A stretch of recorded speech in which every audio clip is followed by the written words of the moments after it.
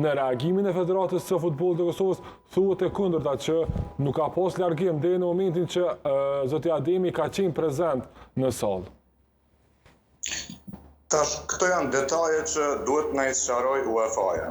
Okay.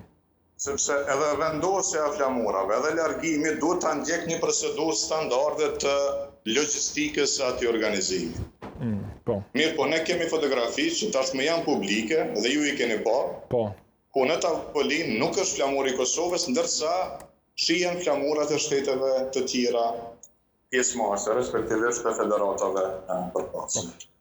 Pra nëse ka ndodhur në përfundim ose pas përfundimit, megjithatë nuk ka logjik që një herë të largohet vetëm flamuri i Kosovës dhe të bëhen disa fotografi dhe pastaj të vazhdohet me të tjera. Këtë mund ta ketë bërë qëllimisht Federata e Serbisë dhe njerëzit e Federatës së Serbisë, që unë besoj që është rasti.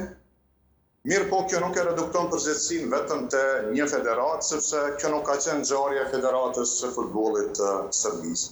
Për këtë arsye, sqarimi, përgjigjja zyrtare nga UEFA-ja është e qëndësishme në këtë moment dhe mbi atë ne duhet kërkojmë edhe përgjegjësi dhe llogari nga të gjithë ata që kanë bërë një shkelje flagrante me një veprim skandaloz që e cënon integritetin e shtetit Kosovës duke ja largu simbolet shtetënore nga një organizim i një organizate ku federata jonë është antare me të drejtat e plot.